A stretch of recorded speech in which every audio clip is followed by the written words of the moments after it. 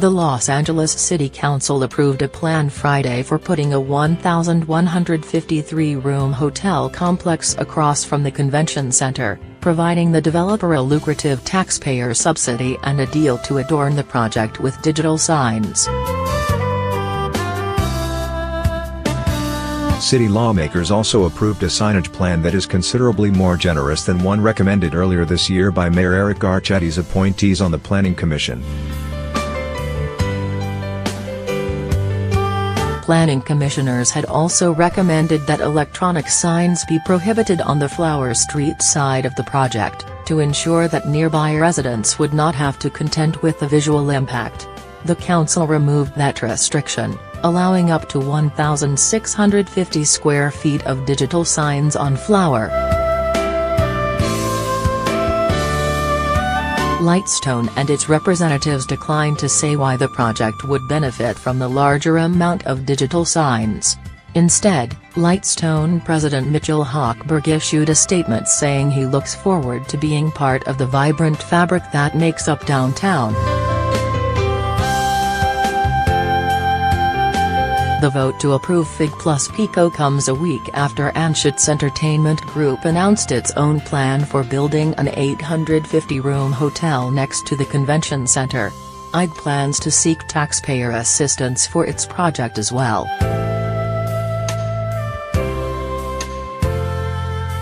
As part of Friday's series of votes, the council agreed to sell Lightstone a city-owned parking lot at Figueroa and Pico for $9.60 million.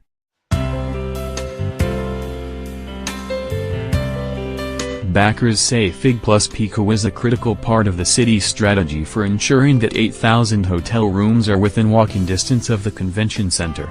Those rooms are needed as LA competes against Anaheim, San Diego and other cities for convention and tourism business, supporters say. This project will provide visitors with strategically located, attractive and affordable lodging options, while also materially improving our ability to compete for conventions, said Dong Liu, executive director of the city's Department of Convention and Tourism Development, earlier this week. Fig plus Pico is one of several downtown hotel developments, including the recently completed Wilshire Grand, to receive public assistance. Critics say the tourism industry is healthy enough in LA that taxpayers shouldn't have to pitch in. The city keeps giving these huge subsidies to these mega developers and, meanwhile, they are not building enough affordable housing. Those kinds of things are what the city needs, said Elena Wachtel, spokeswoman for the Coalition to Preserve LA, a non-profit group that weighs in on development, housing and other issues. Hazar declined to grant an interview on the project, issuing a statement from his spokesman saying the package of financial incentives had been recommended by the city's chief legislative analyst, a high-level policy advisor to the council. Hazar said in the statement that he favored the larger amount of digital signs because it was the amount studied in the project's environmental impact report, and had originally been recommended by planning department staff.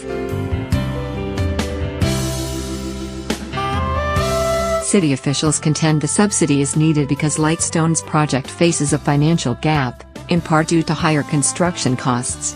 Even with the subsidy, the project will generate an additional $384.8 million in tax revenues for the city over 25 years, according to the analysis prepared for the council. Backers say the project will provide other benefits for the city, including a promise to have rooms available for the 2028 Olympics, which will be staged in Los Angeles.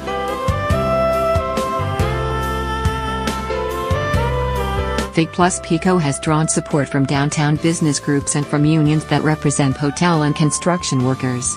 They contend the project will create better paying jobs and a boost to the city's hospitality industry.